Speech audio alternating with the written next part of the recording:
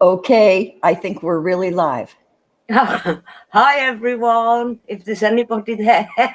If there's anybody there, it says there's 5 waiting. So Hi. hello, nobody's shown up in the chat yet. So Maggie, here's another week gone by. I can't believe how fast it's gone, Robin. Like I said to you yesterday, although it's slow and nobody's really doing anything, I think the time's gone really fast. Maybe it's because I've been asleep for most of it. Yeah, me Tanya. too. Hi, Tanya. Hi, Hi, Hillary. Yeah, hi, folks that are showing up to talk to us. Yeah, I've been sleeping a lot, and different times around the clock too. Sometimes I'll be up at 3 in the morning, wide awake, and so I'll turn on my computer and make a cup of coffee. And yes, I know. Yeah, and then I know you know, because you can tell when I'm up in the middle of the night, and then I go and back to bed and get up maybe 7, 8 in the morning, and then start another part of the day. It's just, there are no patterns anymore. No. So how are groceries? How you guys get groceries okay right now? Well, Darren's been out for the first time today because we're running out of milk and bits and bobs. And letting you go in one at a time at the corner shop up the road. He couldn't believe it. One at a time. Yeah, we're doing that here. And we also, at all of our major supermarkets, they have, hi, Veronica, and hi, Nine. Hi, Nine. Hi, Veronica. But they have... K-Ride. Hi. Sorry. Hi, K-Ride. Yeah. We'll just keep interrupting each other saying hi to people. Yeah, but all the major supermarkets have the first hour of opening in the morning just for seniors. Yeah, they do here.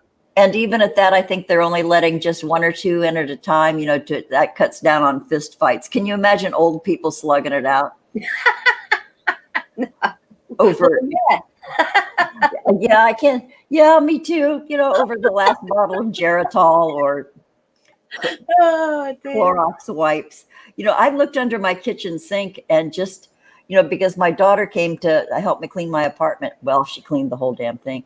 And she brought, I stocked up on cleaning supplies, and then she went to the dollar store and brought a whole bunch of junk over stuff. So I looked under my sink, and my God, I have Pine Sol. I have sanitizing wipes. I have I am fully stocked up, so I didn't even have to shop for this stuff because it was already there, and I didn't look until just the other day. So, boy, what a great satisfaction that is. I feel real comforted by. Yeah. It's simply what we get comforted by, isn't it? I know, isn't it weird? I feel very safe and secure because of what's under my kitchen sink. Yeah. Okay, right. Says that would be promo security camera footage. 2 old ladies slugging it out. Yeah. Yeah, I know. God. And until they hit the floor, then people are going to have to help them up so they can go at it again. Yeah. But you know what? This issue of the toilet paper shortages everywhere, and people are seriously getting into fights over that stuff. But no. It's made me rethink my attitude toward toilet paper. I used to be so cavalier about it. I would wheel off yards and yards after I got out of the shower just to wipe the condensation off my walls, from the shower. And I wheel off another couple of yards and wipe my bathroom mirror. And then if the wad of toilet paper was still good, then I'd look at my toilet and wipe around down by the floor because that gets nasty down there. I would use toilet paper like it was nothing. Yeah. Yeah, it's crazy. It's absolutely nuts. Yeah, and now I have this new respect. Oh, there's Jonacide. Hi, Jonacide. Hey. Hi, Davey. Davey's in there too, somewhere. I can't see him because I don't know how to unblock him. So if I ever learn how to unblock somebody, I will. Blocking is easy. Yeah. because I've done a lot of that over the years, block people when they've been hateful. But then I've never even thought to unblock anybody, that's never come up. Yeah. So, I'll have to maybe look into how to do that, perhaps. Yeah, so I don't know. Okay, what else? Oh, you know what? This is really. Amy's in the room as well. Hi, Amy. Hi, Amy. Hi, everybody. Wow, this is so cool. It's always so cool to see people show up, because I know. You always wonder why. I've often wondered why. Yeah, why the fuck are you guys here? But it's wonderful. But okay, something really stupid, totally unrelated to anything. But I was mulling this over last week because I order food in because I have these favorite places, and if you call Grubhub, they'll bring you a pizza or whatever. And I love delicatessens. I love their food. They give you pickles with every sandwich, and the matzo ball soup is like heaven in a dish. But okay, there's some deli sandwiches. There is a trait every single freaking deli in the world has with their sandwiches. Okay. And I always have to completely deconstruct a sandwich I get from the deli. And here's why. They put, you got 2 slices of bread, got lettuce, tomato, whatever. They put a knob of meat in your sandwich. Right in the center. Right in the center. There is no meat going out to the crust edges and out to the corners. It's this big bathtub stopper, 3-inch tall knob of meat. Now, and I don't know if that's in the rule book for delicatessens. You must knob your meat, but whether it be roast turkey or beef or brisket, or it's this not. So I take my sandwich apart, I lay it all open and I unstack the meat, and they give you way too much meat anyway. So I do these little thin, I spread it out to the edges, out to the crust, and then I spread out the lettuce, and then I put it back together. Then I have this whole pile of extra meat left over. I almost want to send it back, say, feed somebody else who might be hungry. But okay, that's my silly bitch of the day, that big knob of meat and deli sandwiches, and they make me work for it. I won't say what K-Ride just said. Hi. I see it. Deconstructed sandwiches with knobs, no crust. I know 9 Eland. That's all I can do with meat knobs. Yeah. Right now, you get a certain age and you forget all that other stuff about knobs and their all their permutations. A foot long knob. Somebody has a foot long knob. Are you kidding me? Well, okay, Hillary Pugh. Yes, Hillary Cantor's is still open. Cantor is one of my favorites. They have the best matzo balls. They almost float out of the bowl. And they're huge. They're just as big as a softball. Huge matzo balls. Cantor. How has this conversation gone from foot-long knobs to balls? Or are we at balls now too? You've just been on about balls. Oh, hi, Michelle. She's way too gay for this. Okay. About meat knobs. Yeah. But, and the pile of meat is always 3 inches tall. They make sure it's 3 inches tall. So you have this really towering sandwich. Okay, I could carry that on forever because. Yeah, I bet you could. I know. Better than the spoon story. Or the soup spoon stories, how I hate soup spoons because you could drown in those things before you get any soup in you. There's Stephen Ronan. There's Doc Savage. Stephen Ronan says the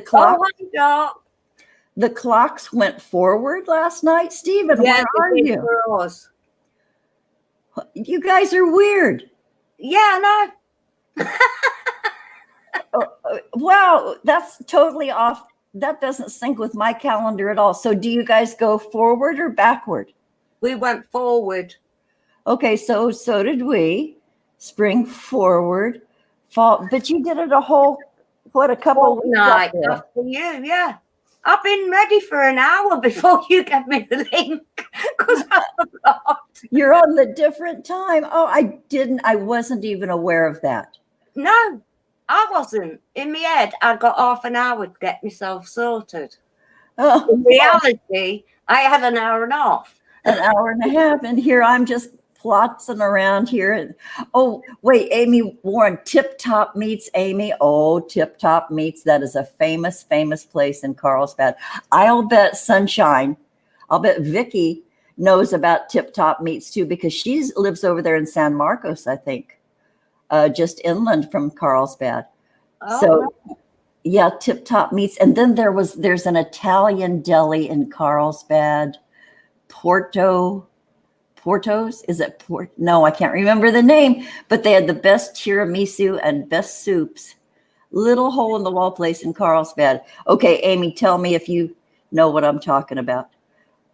Yeah. Okay. So, Stephen Ronan says that you guys are always 2 weeks after us in the USA. Say, I never knew that. I am getting so. It's like the Mother's Day thing. I didn't realize till last year yours was different to ours. Yeah, ours is in June. So, boy, I'm being culturally enriched here. I didn't know. Me Boy, too.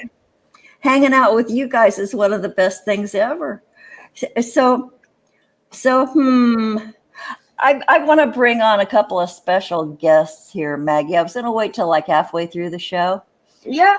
But I always think I have all this shit to say, and then it takes like 30 seconds to say it. So here's the rest of the show to deal with. Oh, okay, Stephen. Yes. 2 weeks ago, our time, we set our clocks forward. Yeah. Yes. So it takes a minute for things to travel across the pond. Yeah, like ripples and stuff. So I just don't understand it. I know. I don't even understand why there's daylight savings time at all. They've almost killed off all the farmers, and they said, that was always the big story here. Oh, it's because so the farmers can or whatever. Yeah, get the cows to market, get the fields threshed, and all that stuff. But the farmers have all but been run out of business. So I don't know why we're doing it. I don't know why you guys do it. Farmland for farmers as well. So our family farms are struggling, and they're hungry, and they can't get help. Well, because they have no money to pay help, and the market for livestock is down, and it's farms are like, that's our heartland. I know.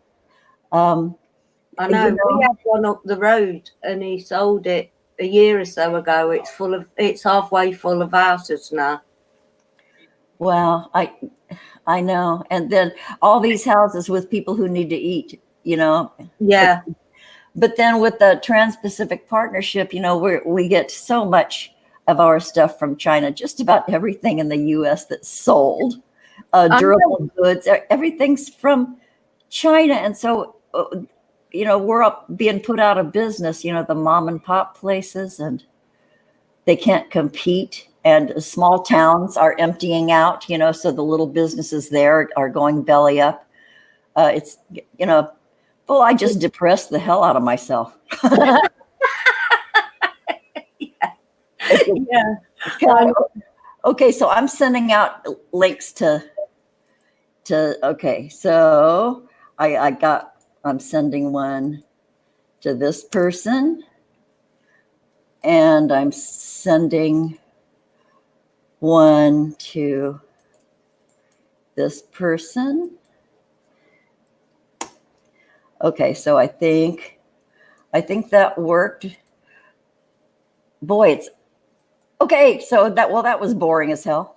I think you're doing brilliant. Don't. Thanks, Maggie. Well, you're doing more than I'm doing. I'm just sat here. Well, yeah, you sit there so very well. Thanks. Thank you. So I'm waiting for folks to come into the green room. Okay, Stephen Rowan says it's too dark in the winter because of farmers. Yeah, everybody across the world. It was because of the farmers. Yeah. Yeah, and then Hi, Jasmine. hi, Jasmine. Yeah, Hillary Pugh says Arizona has always refused to play the switching the clock game. Yeah, yay, Arizona. For them. Yeah, we're all a bunch of dumbasses. They could just well, it's not a big sexy bill to be put through. It won't make any people in government famous if they end daylight savings time. Okay, I see one of our guests in the green room. I haven't let them in yet, but so we'll. Yeah, there's Eileen. Eileen Hi, Ebony. Eileen. I hope you're well. Yeah, good. Weird state that cannot do it in a country. Yeah, Stephen. Yeah, Arizona is our renegade state. They just flat said no, we're not doing it. But then Arizona kind of is cranky about immigration and their borders and that kind of stuff too. So they're kind of like it's the Wild West, I think, in Arizona. Yeah. So okay, I'm going to bring in our first guest, and our first guest is we weren't going to do this. We weren't going to touch on this topic anymore. And I issued a little granny warning saying, okay, you don't talk about us, we're not going to talk about you. And so I thought that ended it, but oh, no. Wow. So, okay, I'm bringing on our first guest. Hi, Rhonda. Hello. How are you guys? We're doing good. Okay, wait, that's way better. Okay, wait, how's this one? Whoa, no, okay. That's too big. Yeah, that's too much face. Okay. Yeah, too much. Okay. Yay, good to see you, Rhonda. Good to see you guys. Yeah, how's your week been, dear? Actually knowing that I can't go out has motivated me to actually get some work done around the house. So Yeah. I've been painting, staying at home. Yeah, isn't it funny that you realize, gosh, I do have stuff to do here. Yeah, I have plenty I can do. Plenty I should have gotten done about 3 months ago. Oh, there is no time limit. We are not pressuring ourselves. I certainly ain't. I'm sleeping. Right. Yeah, I wonder how many of us are getting way more sleep than we ever got before. Yeah. Well, probably not getting any more sleep, but I'm not much of a napper, so. Oh God, I love naps. Naps are probably one of my most favorite. When you get up to our ages, naps are mint. If I take a nap, I can't sleep at night, so I have enough trouble sleeping at night. Oh, see, I'm a champion sleeper at night too. So, Oh. yeah, You it's can nice teach to have me. it all. No, I think it has to be passed down through DNA or something like that. Some shit. Right? Yeah. Yeah. So, Yeah. okay, yeah. Even K-Ride said naps rule. Yeah, naps are the best. Yeah, we're getting all the votes for naps in the chat. So Veronica. Yes. Yeah, somebody in the chat says I've heard about 3 names for Veronica now. Well, she is a woman of many names, and they're all interchangeable. There's Agent. That's one of your names, Agent. Yeah. I only know of 2, Agent Veronica and Veronica. Yeah, and then that other name too. Yeah. Yeah. So anyway, we did a show about Justin. I said I wasn't going to mention that name again. And I thought he was done. I thought it was all square, like you stop pooping in our parlors and we'll leave you alone. It's very simple. It's not even like good math. It's just, okay, Right. you quit, you stop attacking, we'll stop responding. And that's all it's been. Mhm. It's only responses. We didn't come to him out of the blue. No. But he did. And I think he hit all of us like in the same day. Michael and Doc and even Reemsy and then me and then here you're the innocent bystander, Yeah. Veronica, and then you I get. ran my mouth too much so, in a comment, and that's all it took. It was only a comment, and then he went for you, but then he saw you, and then hubba hubba, then of course he was totally smitten. Well, I don't know if he knew who I was from, previous years From with before. LSC.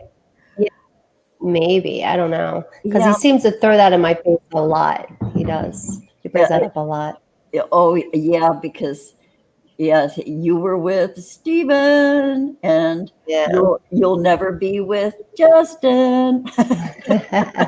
One Messiah, one false Messiah per lifetime. Per lifetime. I know, otherwise, then you'd be accused of being greedy. Right. But he was back again, and he attacked Doc. Yeah. Again with one of his most current ones, and then Yeah, he really has a thing for Doc right now, doesn't he? He's constantly, it seems like almost every video he mentions Doc and his scars. and Doc doesn't have them, neener, and Yeah. yeah. So okay, well, speak of the devil. Sorry, Is he here? He's here. Hello, Doc Savage. Everyone's still Hi, alive. Doc. Only just Surviving. Good. How are you, Grammy? You're at risk, so I'm checking in on you. Oh, we're so at risk. Yeah, I'm. Yeah, you know what? That kind of gets me. I'm in this high risk Yep. group. Not only as a cardiac patient, but because I'm really old. Yep. And they're saying, okay, anybody over 60. Well, hell, I haven't seen 60 in 13 years. So there you go, right? So Wow. behave accordingly. I'm so trying to behave accordingly, but I do have enough toilet paper. I have, I've been cooking my brains out. So I have a freezer full of, soup and burritos and all this stuff. So I really don't have to go out, but because I can't go out, it makes me kind of want to go out. Oh, Yeah. Well, Yeah. I know.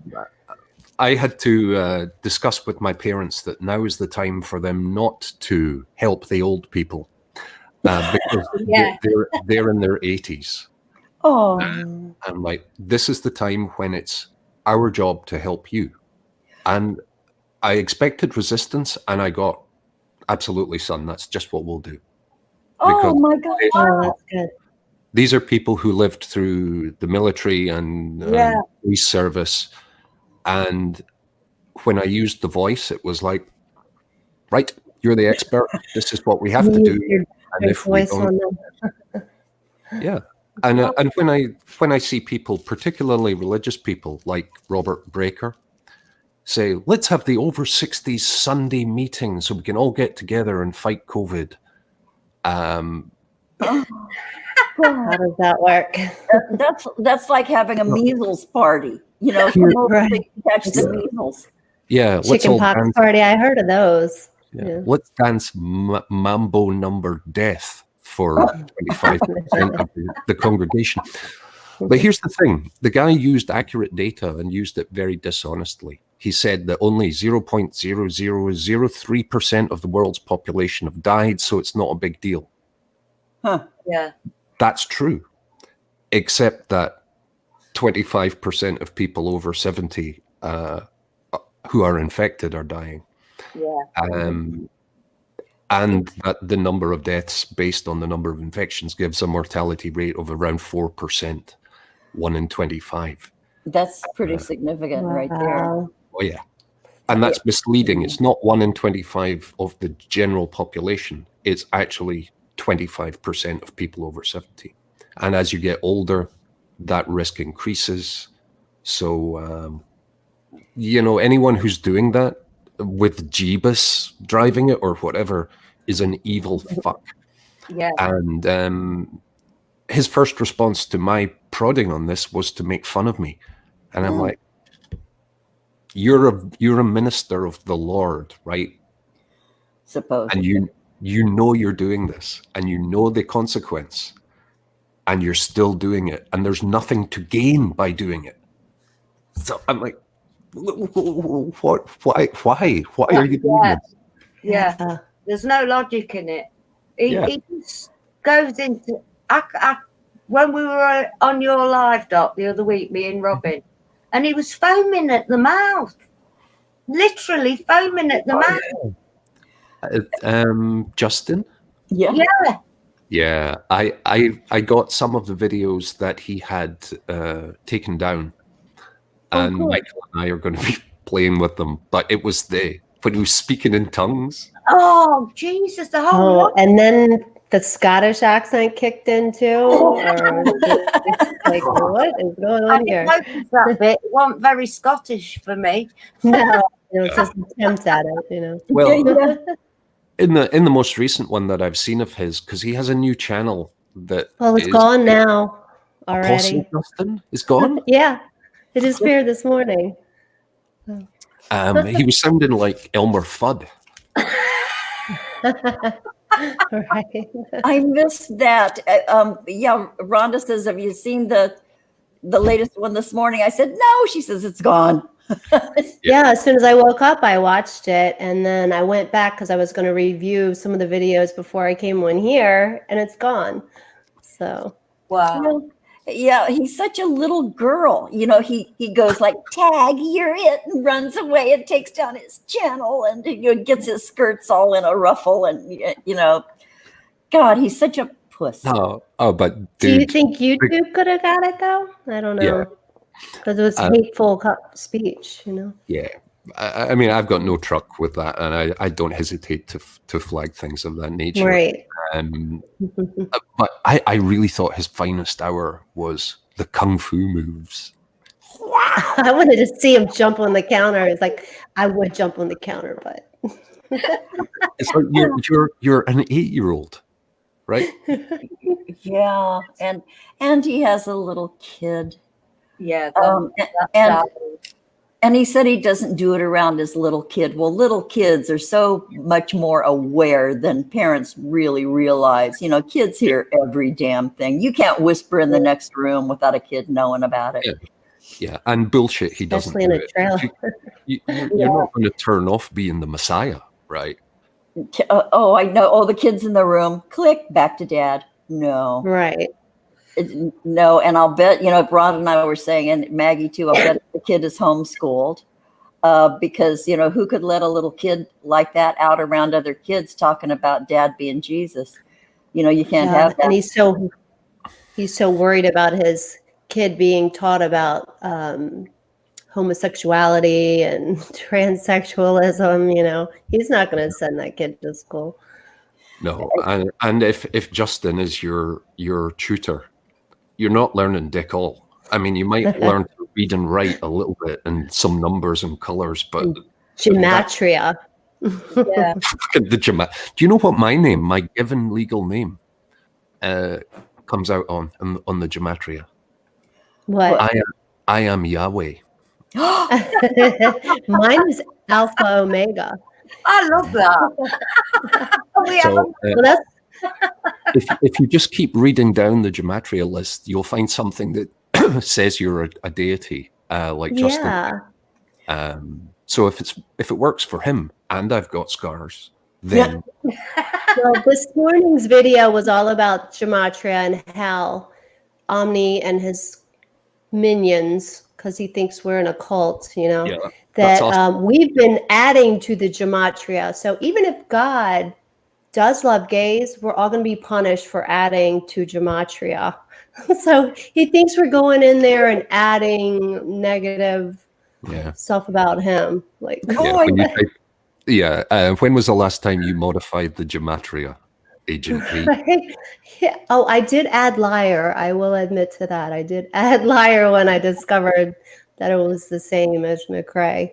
And that's all. But isn't that what people do? Isn't it just random people going in there checking to see what this phrase amounts to, and then they put it in there? So oh yes, that's true. yeah. I mean, I did some searches for delusional asswipe and Right. with Yahweh again. Did you? All roads lead to you're a deity. It's kind of funny. Yeah. That's too funny. Yahweh. Boy, that's the biggest, baddest ass name you could ever get out of that. Yahweh. So I raised the point. Doc has the scars to prove it. So. I raised the point with Justin that, you know, he's Jesus now. Is he more Jesus now than he was Jesus when he was Jesus in the psych ward? And if so, what changed? Or is he just as Jesus-y but without the crazy bit? I'm not seeing the narrative that he's presenting. It doesn't seem coherent. What a puzzle. Reamsy's in the house. Hi, Reamsy. Hi, Reamsy. And someone else. Out of mind. Yeah. Oh, yeah. Somebody asked how's Omni. Omni just hammered out chapter 3, y'all. Yeah, he's doing well. That's secret order information. He just hammered out chapter 3.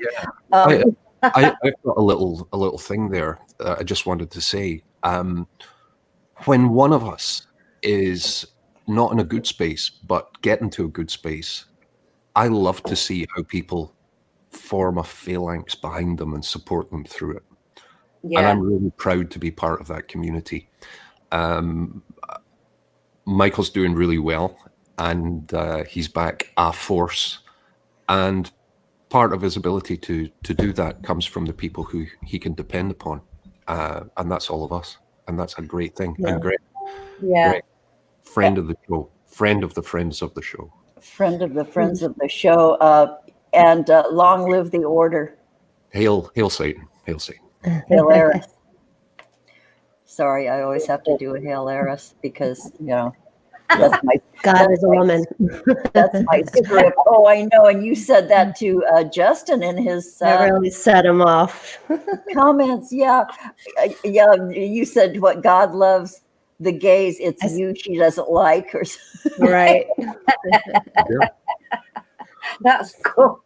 I like that. Any deity that's too concerned about what consenting adults do with their ding-dongs and their bits, Right. I'm not going to be worshipping, even if he came down and said, yeah, this is really, really bad. I was like, prove it. Tell me why. Right. I wouldn't worship anything. I don't worship anything. Not up there, not down there. Yeah. I've read the Bible 3 times, but, you know, it's like. Yeah. I mean, if I had to go for anything, if I was forced to do it, I would probably go for ancestor worship. Because it's a little bit more tangible, you know, grandfather, what should I do? You know, and you've got an image of an actual person that really existed. You actually have their blood running through your veins, you know, exactly. The DNA. So. I know that makes it more real than anything any deist people can come up with. I'm sorry, you know, faith. Faith. What is, you know, faith? That's like a fairy tale. No, I'm not atheist, Stephen. It's the excuse that people give for believing things when they don't have a good reason to believe things. The belief in things unseen. Quote Matt Delahunty on that one. I had an interesting run-in with some young Earth guys, and it's fidget spinner territory, really, because all the arguments are fucked. But one of the guy beat me in the argument. He beat me. Because he said, the post-flood populations that you're talking about aren't in the Bible, therefore they're not real. So if you just go with what the Bible says, I'm right. I'm like, that's brilliant. That is a brilliant gambit. It's completely insane. But there's no way I can counter that.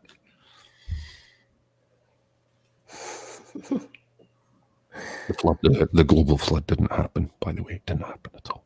Didn't happen. No, no, no. It's a virus thing. Yeah. Oh God, the hoaxers. We haven't had them yet. I was honored. I trolled Joey Rocha, and a friend, the Creaky Blinder, did a feature on it, and I'm like, Joey, you just got everything wrong. He's talking about viruses not existing, and right. Tell somebody with AIDS that, right? Like AIDS, they say AIDS never existed. Computers get viruses, for God's sakes. Yeah. It's like, what is this thing that I can see? Yeah. and analyze and engineer, you know. My whole career is a LARP. It's total fiction. You're just a crisis actor. I am. Right? Well, part of my job is not to be an actor in crisis, but to be an observer of it and to report back my findings. It's interesting how you and Michael do it, how you put it together. I find it really funny, but I can't keep up with the chat. I never have been able to. It's crazy, but I'm there. I'm thumbing up.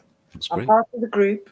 I mean, Michael and I'm honored to work with him, but we've been doing it for about 3 years, and we've reached the point where we have the same kind of mutual understanding as people in bands or football teams have.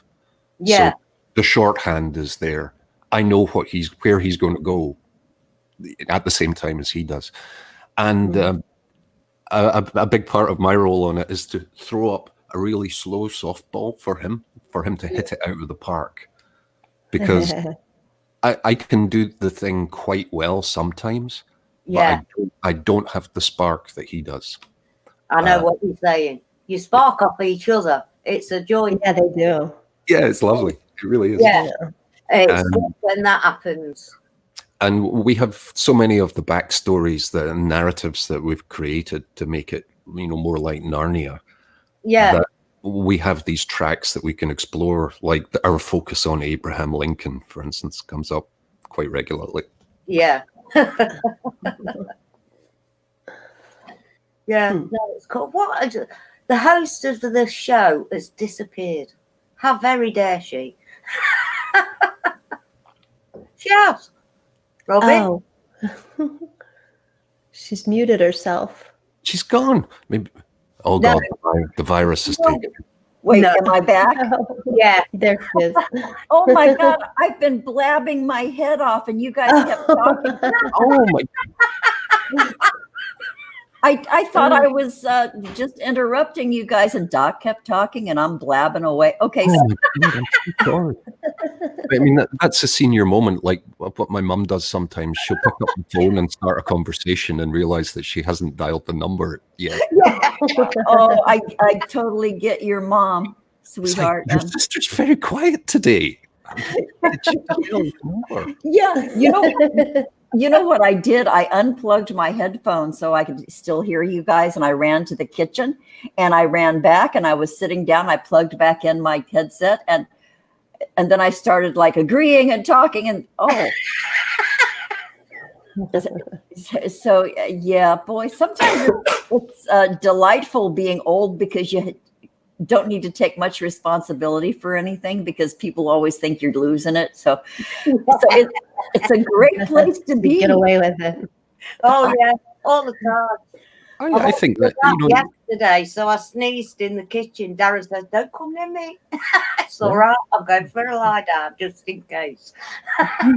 There's a lot to be said for it, and I think elderly people get few enough privileges, and they've earned all of the privileges, as far as I'm concerned. So at this time, more than ever, look after your elderly people and guard them.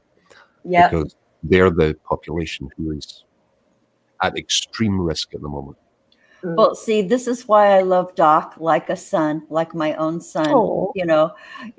What a sweet boy you are. I want you for my own. Well, you are. You're all. I've adopted every damn one of you guys. Although I am a vicious son of a bitch, a harsh bastard, and well, that means you took the lessons of childhood to heart. Oh yeah. Yeah. So yeah, you turned out well, my son. Thank you, darling. That's really moved. In one way, I'm glad my parents aren't alive to be going through this, because it would have killed my mother. Mm-hmm. Well, gone anyway, but it would have killed her worse. Yeah. Worse, not having contact with the kids. Oh, yeah. Oh, yeah. That's a thing. The elderly who are in facilities, who are in being cared for, their own children can't come to visit. Sure. I know. It would be horrendous, because I'd be heartbroken. Yeah. I mean, what we're doing, my parents are in an apartment building for older people. And it's under total isolation, and we are doing FaceTime on a near daily basis. Unfortunately, they're all kind of hooked up for that, and the people they're behaving really well, because many of them are at an age where they were quite small children at the end of the Second World War. With rationing and all that comes with that, and they've just like, oh, we're doing that again for a while, and accepting it.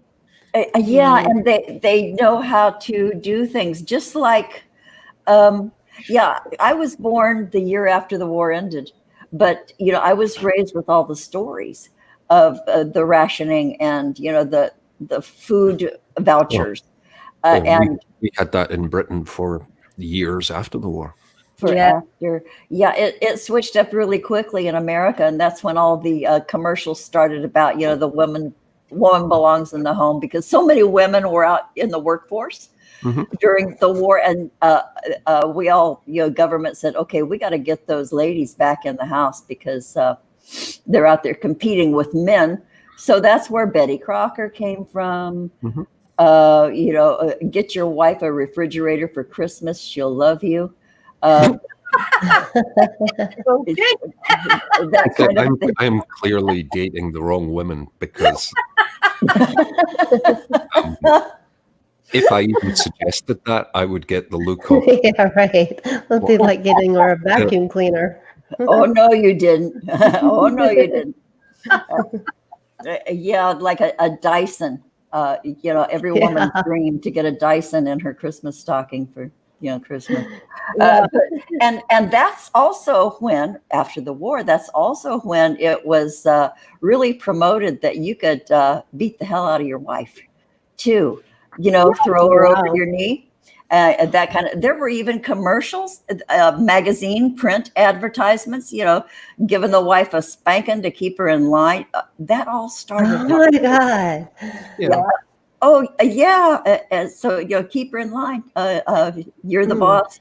And it was really weird that it was this big media push, to get the women out of the welding factories. Yeah. I mean, you put your finger on something there. Anytime that we have a big cataclysmic event, a war, or whatever, there's always a social change that comes with it. Huge. First World War was an enormous change. The Black Death changed the culture in Europe entirely. And to a lesser extent, we'll see the same thing here. We'll see the same thing here. Who knows what changes are going to come about now? One could only guess, because, we have all of this technology now, and all of the communication opportunities, so how are they going to rope us in now, except to control the internet even more? This is going to be interesting. Yeah, it's possible. And, there realistically, for most of the developed world, the way our world will, sorry, Doc. Reemsey's leaving. Bye, Greg. Hi. By Reemsey. Oh, and he probably has to. I wonder if he's still playing organ for Catholic Mass. He's going to go take care of his daddy. Yeah, he's going to do his dad, but then after that, he usually goes to the church. The church to play the organ. I'll bet they're not holding him out. Probably not. Probably not today. I just have this image of Greg in a cassock and a gas mask. You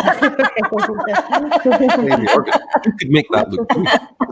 Might be hard to play with gloves on too. You know? Oh my God! You know what? Some artist could do Reemsy in a cassock with a gas mask and put it on a damn coffee cup. I would buy that thing. Zemosis. That's a job for Zemosis. Zemosis, or also Christina Blackfeather, who did Grampy Lobster's coffee mug illustration. Yes, boy, I would like to see Christina do Reemsy. Not meaning that the way it sounded, Reemsy. I don't mean for her to. You dirty old trout. I'm just this Wouldn't be filthy-minded. interested in doing Christina doing him. So. Reemsy says he's retired from playing organ. No mass today. He's retired from public performance. Reemsy.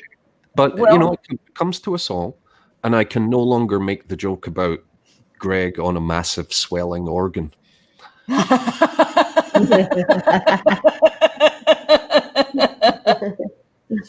Oh God! I know all those funny things need to be put to rest. That's too funny. Oh God! Sorry. Yeah, I shouldn't make that kind of joke. I'm now identifying as trans, and my pronoun is Big Daddy. So I would expect you to all respect my transness. Big Daddy trans. Yeah, live from a prison cell near you. Yeah, I never knew who the voice of Big Daddy was. Was that a separate person, but who was invited in, Doc, or was that one of you guys? No, that was our dear friend Dragnot Silvas. That was Drag. Who plays Big Amos for us? Big Amos. Yeah. Zemosis for some reason. Big Amos is basically a version of Kali Muscle, who is this just an enormously powerful, beast of a criminal. So we borrowed him, Big Amos. I get confused Big Daddy with Big Amos. I did not know that was Drag. That is such a hoot. Big Daddy is always just Michael, but I've kind of, I'm using it for my new trans self. You guys switch and swap, and it's like borrowing each other's shirts and stuff from the closet. You guys can like interchange and swap. Swap characters, and I decided to be me today. I know. I think you have one more wig left, don't you, Maggie? I do. Okay, well, don't tell us about it. You can surprise us on the next show. Doc, sometimes Maggie comes in costume. The best thing is I don't even tell Robin what I'm going to look like until she puts the camera on. I love it. I get her every time. We don't even make any kind of fucking plans for the show. Saturday night we say, okay, it's tomorrow. We go, yeah, it's tomorrow. See you then. And then, a couple minutes before the show, we hook up and go, okay, what are we going to do? All professionalism all the time right here. But there are formal and produced shows, and there are shows where people get together and share fellowship, and that's a wonderful thing. Dominus vobiscum. I recognize that. You can't put that over on me. Sneaking those goddamn blessings in there. How dare you? Whatever gets you through the night, really, really, especially these days, whatever gets you through, whether it be a laugh or, having the food you're not supposed to have, like a brownie or something, whatever gets you through moment by moment. I think the shows at the moment are more important than anything for people connecting, being, isolated, because in effect we all are. And that's where the benefit of this comes out, because people realize what they're missing, and good people pool together, and there's always that 1 in 100 scumbag who was going to be a scumbag anyway, but they're just more obvious. Yeah, and that gives us, the rest of us, material, to we can crank on them. That 1 in 100. Okay, you're going to be a target, asshole. Yeah. And for me, the primary target at the moment is people who are going, it's nothing, it's just a cold, the hospitals are fine and everything's cool, so go to the mall and it's, no, that's, you cannot do that now. No. Yeah, and until we find out more about it, Doc, obey the fucking rules. Keep yourself isolated. Don't cough on anybody. Keep your 5 or 6 foot distance. Do what everybody is advised to do, because we don't really have all the information about this, where it's going, what it's evolving into, the repercussions after. Is it going to come back? Yes. So meanwhile, y'all, wear your rubber gloves and your masks if you have to go out, and if you don't have to, stay the fuck home. So you raise a good point about things coming back. Will this come back? Yes. Is it with us for years rather than months? Yes. What usually happens? Sorry, if I may. What usually happens, and what happened in the 1918 flu pandemic, was there was a peak like we're experiencing now, and then in the summer months, things eased off. The numbers were down. Everything was cool. People were relaxing, and in the fall, about 50 million people died. Because the low level of infection in the population spread throughout. Winter happened, and there it is. So we'll probably see a drop off in the next 2 months, and a relaxation of control measures. But that is a very unwise strategy. Because there are so many unknowns, and you know what? There are certain segments of the scientific gang that are saying this may or may have been around already, but it was misidentified. Cold and flu season. Every year, cold and flu season. Cold and flu season has not been mentioned now, and I think that's like an adjustment.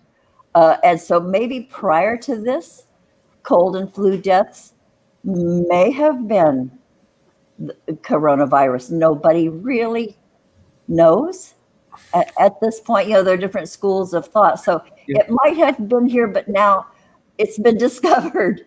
This is what this has been, perhaps.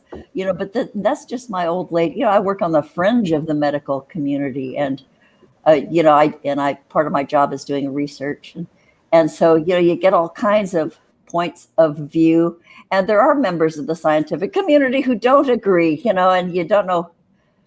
You just take it all in, but and of course this is going to evolve, and maybe something else will come up. But what I think we're putting into practices that are good right now. I mean, the best approach is a universal approach. Assume that you are infectious and behave accordingly. And that limits the overall spread.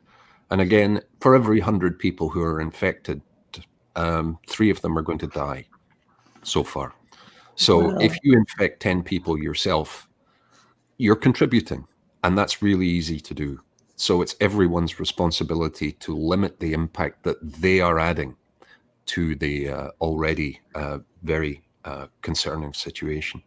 Yeah, and put your laissez-faire attitude in your back pocket, folks, not to be, brought out again.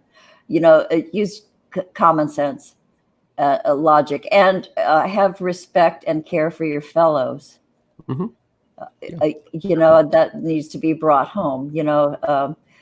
We're all responsible for ourselves and for others too. That's where the responsibility comes in. Yeah, and at the moment we need to think globally, but act locally. Every individual can make an enormous difference. Yeah. And if we make that difference now, the experience that we'll have over the next 6 months to a year will be very different to how it could be, by basically limiting the stress that our infrastructure is put under, because it's not particularly stable in the short term if it's overwhelmed. No kidding. And, a lot of people are nervous about that too, infrastructures across the globe. What's going to happen? How are we going to fare at the end of this, or even during it? I know a lot of people are struggling. Yeah, they are. I mean, we're going to be fine. Oh, we are. But it's going to get a little bit sporty. And this is the first time the people who are alive today have really experienced anything like this. And death isn't something that we have a day-to-day experience of, as every other human in the past probably did.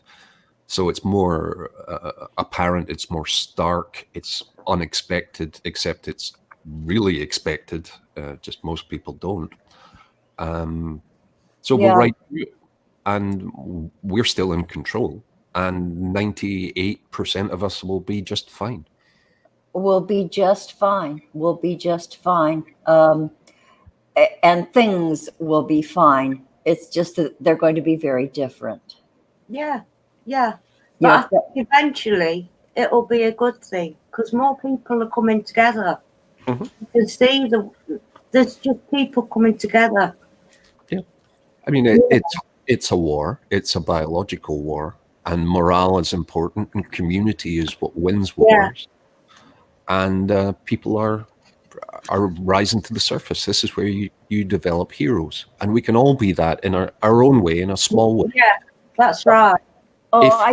If you don't infect another person, you're a hero. Mm-hmm. And I'm seeing it every day, the way this is unfolding locally for me in my personal life. I see helpers. I try to be a helper myself, but there are helpers out there, your neighbors, your community people. I've been seeing it. People are stepping up. Yeah. And it's just so heartening. I love us. I love what people can be and what people are showing they can be. It's joyous in the middle of this horse crap shit we're going through. There are some bright spots, and like I said, I'm seeing it every day, and it's something to witness. My neighbors, I have neighbors who were calling each other up asking, I'm going out, do you need anything, can I bring you anything? And almost every day, and that's beautiful. Yeah. And those small acts of heroism are wonderful, and we should pay attention to them. I saw one in the street last night. It was an elderly lady out sweeping the sidewalk outside of her apartment building and cleaning the brass cobbles that we have to commemorate people who died in the Holocaust. And I saw a bunch of kids about 20 yards away, 19, 20-year-olds. And they shouted to her and said, "Mother, go inside. We'll do it for you." And they just came and did it. They left all the stuff there. Isn't that beautiful? That's sweet. Oh, that's great. Oh. Maggie, did that give you goosebumps, Maggie? Yeah. I'm across the street, and I'm just saying to these guys, good for you guys. You did that beautifully. That's exactly what we need now. Yeah, exactly. Yeah. Wow. Who would have guessed that this would bring so many of us together? Here's what blows my mind, and I love this about our species. This lady is probably in her 70s, and it was critical for her to polish the commemorative cobblestones for the people who had gone before. And she was willing to take that risk because that's what you do. I mean, this is our social contract. Right. It's beautiful. It really is. Boy, some things just get you right in the heart. That's how it should be. That's what we're going for. That's what we need to be. Heart-centered, service to others. That's all the rules you need. Yeah, and I'll point out now that we're all going to hell, by the way. Oh, okay. Well, we'll do the same thing there. Fire out. Yeah, we'll do the same thing there that we're doing here. I'll meet you guys on the other side. Okay, I'll serve. I'll make soup and give you tea. And okay, see you there. Well, hell doesn't open up till I get there, so because I'm first in line. Oh, I know. Okay. The intense irony is fascinating to me, that the religious folks that I've been dealing with, who are a small subset, are insane and are risking lives and being ludicrous and just being evil. And we're the people who are going to hell, who are like, be careful, behave yourself. We'll get through that. Yeah, can I do anything for you? Yeah. Yeah. But those guys are saying, okay, your job isn't going to save you. Jesus will. Send me your money. Don't forget to tithe. Yeah, real quick. If you're over 60, do it now. Yeah. Before you're dead. Write your will and put me in it. Yeah, write that check before you conk out, lady. Yeah. That is just that is just the nastiest thing. You know, Kenneth Copeland. Okay, some people have been doing things about Kenny Copeland. And I'll tell you, when I was going through my seeking period, and when I was, looking into all this bull crap, I thought Kenny Copeland was cool. You know, he had a motorcycle, he rode a hog, and they'd go on rides. And so I thought, well, what a cool religious guy. Okay. And I thought he was great, but man, he's a weasel and a snake, just like the rest of them. I just always thought he had the creepiest eyes. Yeah, he does have the Manson crazy eyes. Yes. Yeah, but I thought that went with the biker persona, crazy eyes, you got a hog, you put on your leathers on the weekend, and I thought, what a man. But yeah, he does have the creepy eyes. I don't know if anyone saw this, but it was a truly chilling video.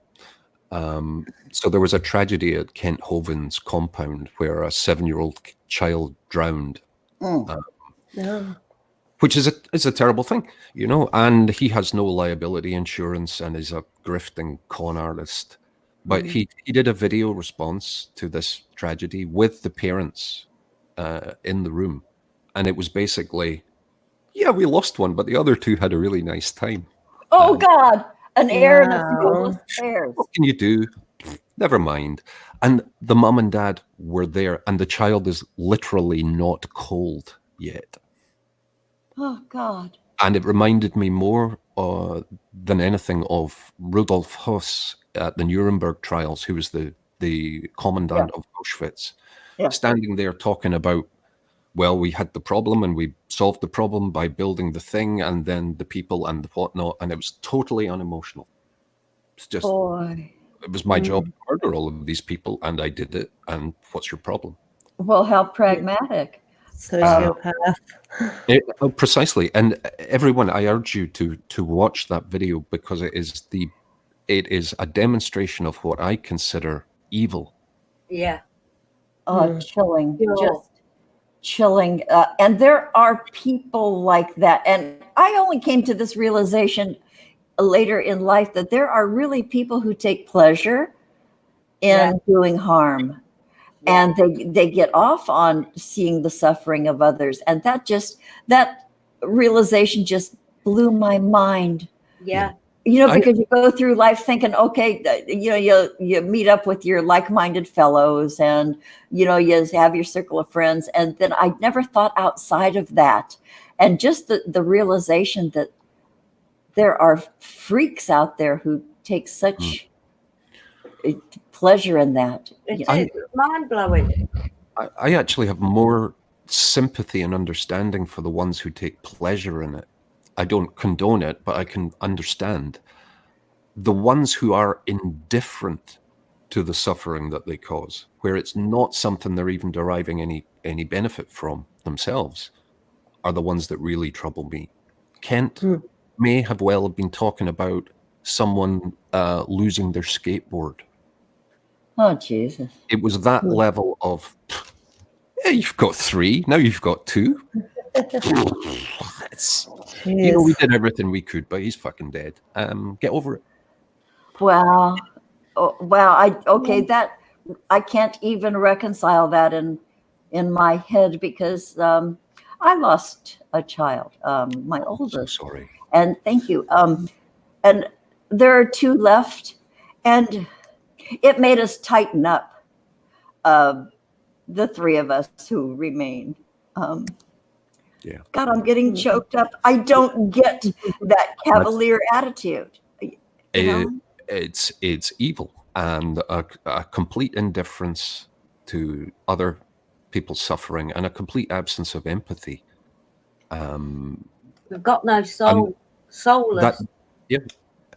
And he's a man of God, apparently, and yet everyone in the all humans must have this kind of, oh shit, someone that you love died, which makes me empathically in pain. You do. Yeah. If something tragic happens to you, regardless what it is, you take on that, that hurt, and not to do that hurt to someone else because you've already got that feeling inside of you. Yeah. And you would never wish that on anyone else. No, I can't no matter how evil they are. Not the hurt, Yeah. anything that you've experienced that's upset you in any way. In your heart not to inflict that kind of pain on someone else unless you're soulless or soulless. If you're just a decent human. Yeah. My daughter, Trisha, she lost her second child. No, sorry. He was 10. No, it's fine. He was 10 days old. We've all had grief somewhere along the line, and you empathise with that person. Not say, "Oh, you've got another 2." Yeah. And even at the biological level, we're actually wired for this as social animals. Yeah. We get along better when we can understand how other social animals are feeling, and we have these things called mirror neurons that respond to emotional impact. Yeah. So you are in fact feeling a similar version of what the other person is feeling. Yeah. And without that, you end up with people like Kent Hovind, the exceptions, who would murder the whole tribe for their own benefit and not care about it. Yeah. Those folks are the outcasts of history. So many government leaders have that missing part of their empathy, part of their brain.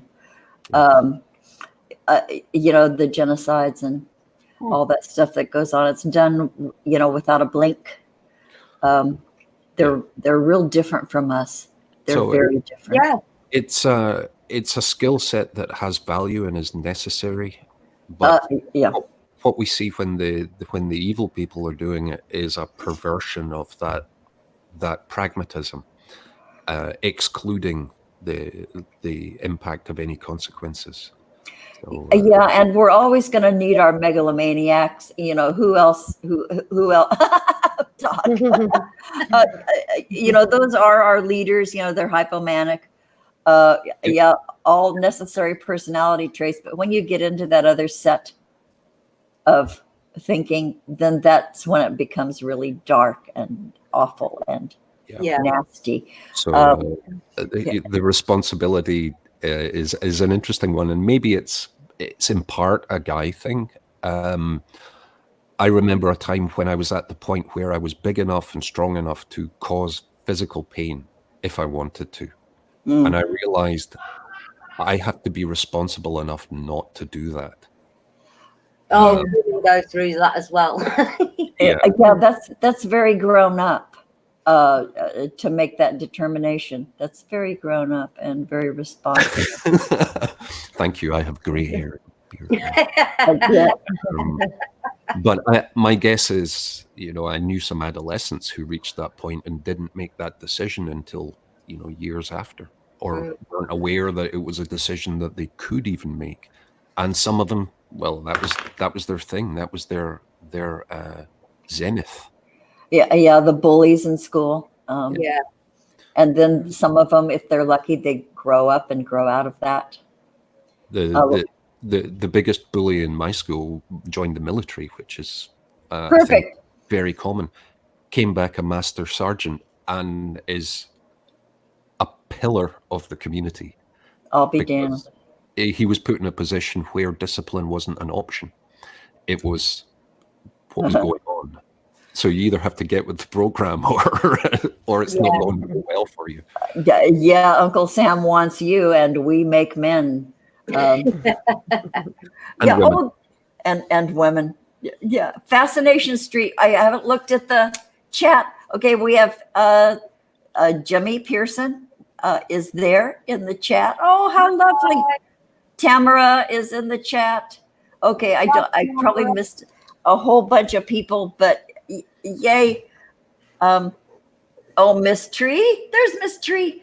Oh, Miss Tree. Yeah, she says to Doc Savage, there's a whole lot of international war crime going on. Oh, it's ever been thus, Miss Tree. Yeah. Yeah. Mr. Trump's suggestion of everyone going back to church on Easter Sunday is a crime against humanity. If people that is. Just putting it out there. Yeah, and of course, that most churchgoers are a people of an advanced age. So, okay, he wants to fucking kill us all. Yeah, Mambo number death. Yeah. Yeah, Mambo number death. our first hymn will be, "O Lord, thou art not made up, and I'm not going to be in a box on Tuesday." Yeah, page 666 in your hymnal. Yeah, turn to it now. Yeah. Just imagine the old vicar. You're gathered here today. All over the front row and the beneath the pew. Come Who's next for the confessional? Yeah. Brothers and sisters, come to the pulpit. I used to go and see the Catholic Mass in Pamplona because of the theater. It was beautiful, and you'd walk in there and people would go and dip their fingers and do the thing and then put it in their mouth. Yeah. And then do that for their kid, the toddler. They're like, here. Oh my goodness. Oh, that's building immunity. I talked to the priest. I said, do you put like anything chlorinated in there? No, it's blessed. No, it's just stagnant water with everybody's hand in it. Oh God, and not everybody has good dental hygiene. So, there's dental germs. Yeah. So, I left him with, would it be possible for you to do the magic on water that was sterile to begin with? And he's like, I can't really think of a reason why not. I'm like, well, put one of these tablets in your thing. Oh God! Then do and it will be better. Trust me. Yeah, and change it frequently. Get one of the altar boys to change it up once in a while. Rinse that thing out, and put some more colloidal silver in it. They had a 12th century, whatever it's called, spittoon full of holy water. Made out of lead. It's called a font. A font.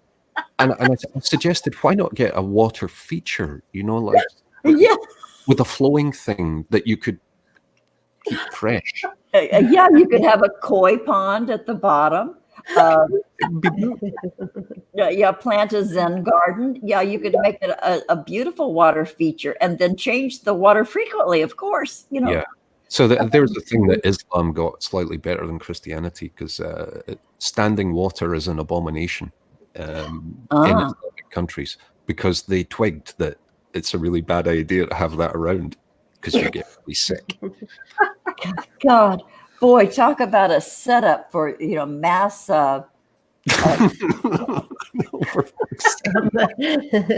Jesus criminy.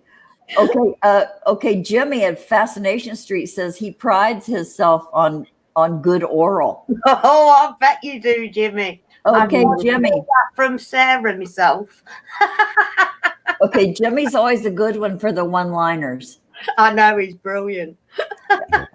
I'm wondering if there are any COVID questions, because I've been doing a sort of informal, demystification. And Yeah, I've seen a video going around that I was sent by a couple people where they were saying that you shouldn't take ibuprofen because COVID feeds off ibuprofen. Only take acetaminophen, but it just seemed like a load of shit. But I just wonder what you think about that. Yeah, there's nothing in that. Yeah, that's the kind of minutia that comes out of this crap. Anybody can say anything and give any kind of advice. Don't take it. Yeah, no, you guys. I mean, I would tend to take aspirin for a fever rather than ibuprofen. Yeah, plain old Bayer aspirin, just the plain old basic, the kind that could, even the uncoated one is my favorite. If you don't swallow it quick, it starts to melt in your mouth. That kind of aspirin. Oh, yeah, you're a hardcore old timer. Like Goodies headache powder. I know. Just toss it down there. I know hardcore. Okay, I see one from Amy Warren. If it's okay to. Yeah, please. Questions from the chat. Yay. Okay. Do you think it was bioengineered? No, absolutely not. It's possible to bioengineer viruses, but we don't need to. And nature did this on its own. And if I was an evil genius and I wanted to fuck with the planet, specifically humans on the planet, I wouldn't use an infectious virus because they're an uncontrollable phenomenon. Yeah. There are easier and more effective ways to monkey with the population, and we're really good at doing those things. Simpler and more controllable, like starvation, for instance, which has been a political tool for as long as we've had tribes. So if you want to wipe out a specific population, you starve them. You don't infect them with a thing that can kill your own mum. Or poison their wells. Yourself. Boom. Yeah. Any other questions from the chat for Doc? God, as long as we have Doc on here, you guys take advantage. Yeah, I am. Use him and abuse him. I am not a physician. I'm a biochemist and microbiologist, and I develop or have helped develop vaccines and bio-drugs throughout my career. Just to be clear. Yeah, so anybody, if you want a nuts and bolts answer. When will life go back to normal? This is normal. Our disease-free or pandemic-free prior century has been the exception. For most people in the developed world, ultimately things won't be very different. But for a while, we're in a war, and it's up to us how long that war is and how it pans out. And the only thing different now is how world governments are managing it, how they're handling it. They all seem to be on the same page. Those summit meetings aren't for nothing, y'all. And those visits back and forth to other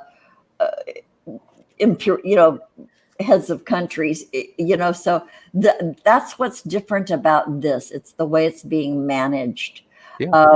And I don't know if it's a good thing or a bad thing, but I know it's making us all really conscious.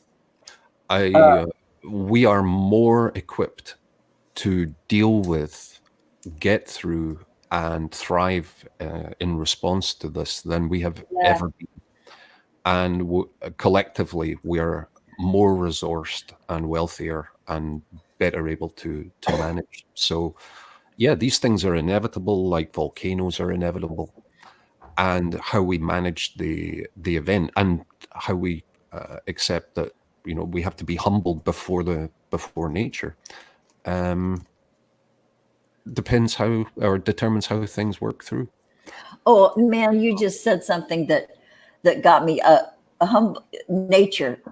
You know what people are reporting now around me, and I'm seeing it happen more and more on my social media, that the birds are back. Songbirds we haven't heard or seen or witnessed in months and months and months, maybe a couple of years. People are reporting that nature is back. And I don't know if it's because our pollution has been reduced.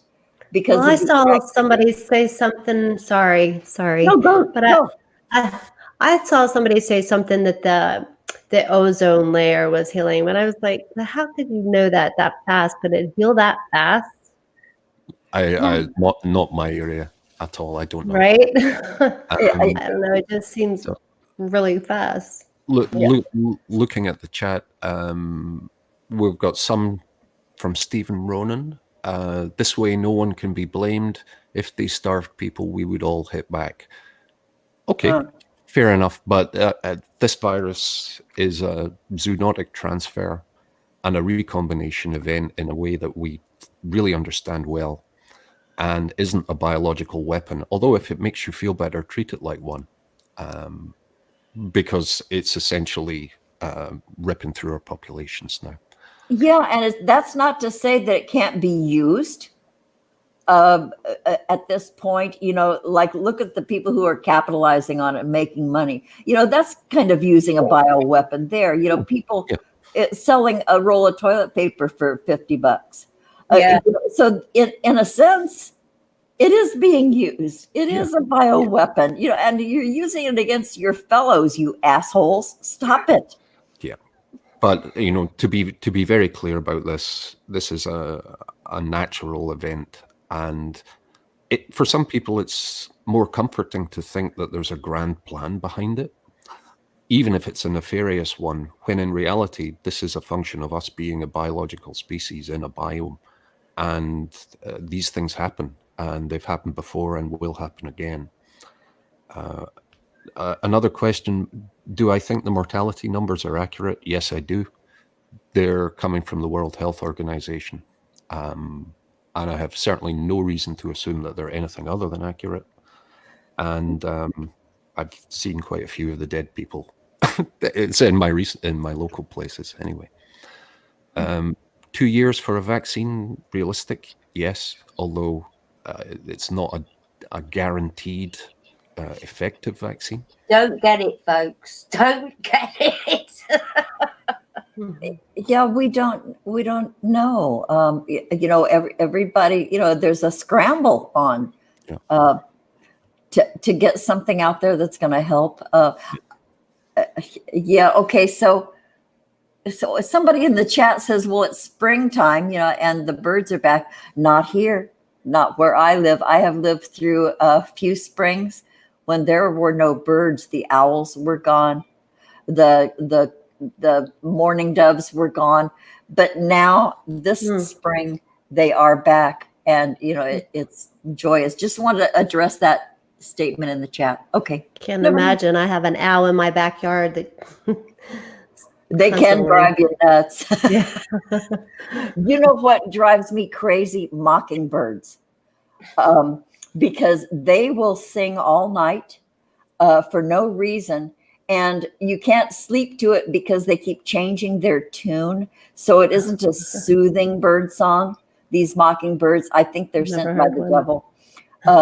They're awful. And because they're mockingbirds, they imitate other sounds. I had a mockingbird a couple of years ago outside my bedroom window, and he was imitating cell phone rings, ringtones, and other birds, and it wouldn't be with any kind of a rhythm.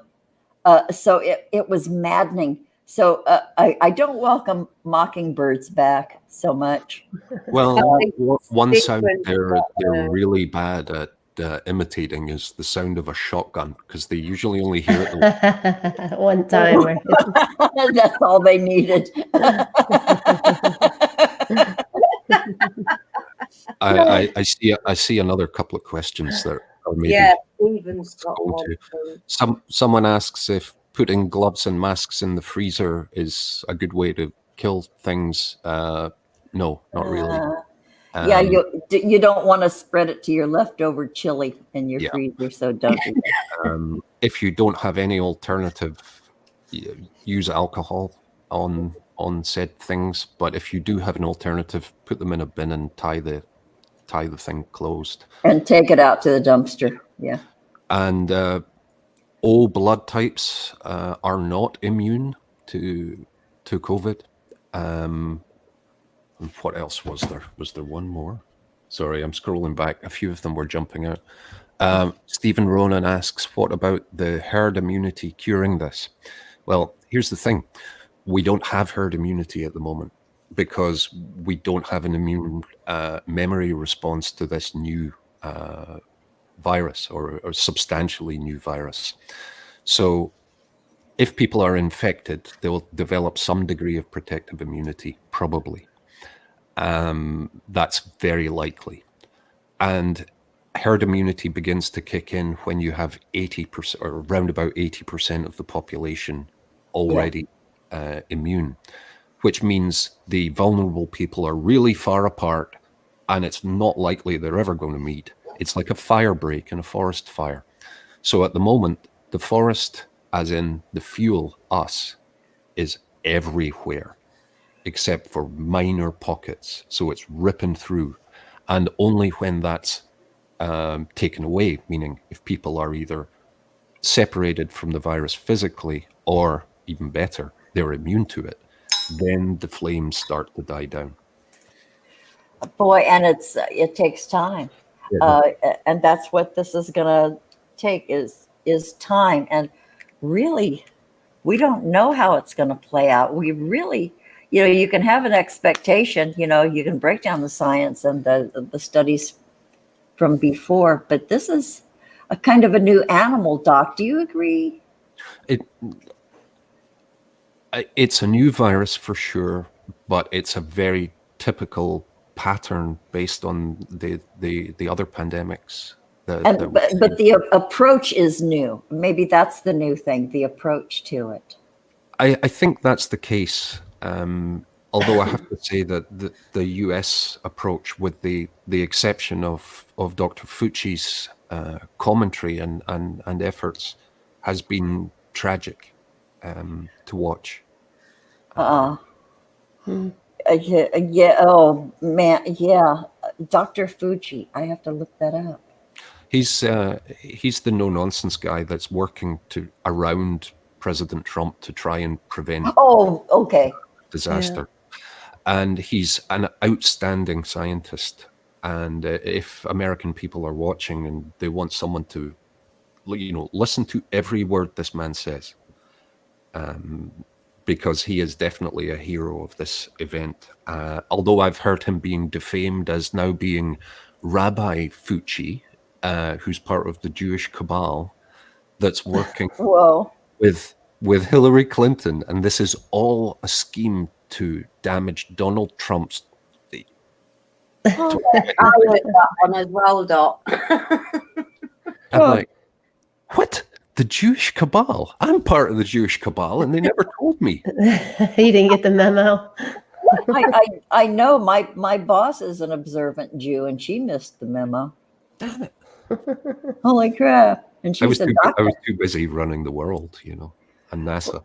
Well, I know there's so much responsibility. You can only take on so much, for fuck's sake. Yeah. Cabal. I should start a newspaper like Cabal News. This is what we're up to. Yeah, we're fucking with. We're going to start a global plague, and it's going to be fine. Just to make sure that Donald Trump doesn't get elected. What? Yeah. Started working on that the day he was elected, right? Make sure he didn't get in again. This will fix him. We'll start something in China, and it will fuck us all up. Yeah. Yeah, that makes sense. Geez. So you guys, we've been on for an hour and a half. Holy crap. This is great. I haven't even been aware of the time passing. I don't know. Usually Maggie and I do this show just for an hour. So Doc, okay, I'm going to wind this up if it's okay with everybody, because I need to go make another pot of coffee. But Doc, do you have any final words to say in closing? No, it's been great fun. I've really enjoyed the conversation, and many thanks. Take care and stay healthy. And at the moment, everything's to play for. It's up to us how bad this gets, and by us I mean every one of us. Yeah. and spread that word, spread the word and not the virus. Right. Oh, that's brilliant, Doc. Spread the word and not the virus. Care for your fellows. Pay attention to one another. Just what we're doing now. Do it. Carry it out into the world, and care for yourself above all. Because if you're not healthy, you can't look out for anybody else. So everybody take good care of yourselves. Rhonda, dear, Veronica, damn it. God, I'll never get it right. Thank you, They'll all sweetheart. find me on Facebook, just like Justin did. Just like Justin did. Thank you, Rhonda, for coming. Maggie? Thank you. Thank you, everyone, for joining us. Just keep safe, keep loving each other, and respect each other. That's all we can do. And if you can help someone, even if it's just a listening ear, just give it them. Yeah. And much love to you all. Yeah, I love every goddamn one of you guys. And so I'm going to close this out. Doc, thank you so much. When Grampy Lobster had you on, I said, oh, man, Grampy, you scored Doc. Man. I bow to you, dude. And he said, yeah, I got Doc on. so Neener, Grampy, I've just had Doc on. Wow. Yeah. I really appreciate the kindness, and it's a privilege to help out and contribute where I can. So thank you so much. Oh, bless you. Thank you. And thank you, guys. Okay, I'm going to hit the red button. I'm going to end the broadcast. I love you all. Thank you. Chat, you are wonderful as always. We have a stellar chat. Okay, I'm clicking the button. Much love. Bye. Bye.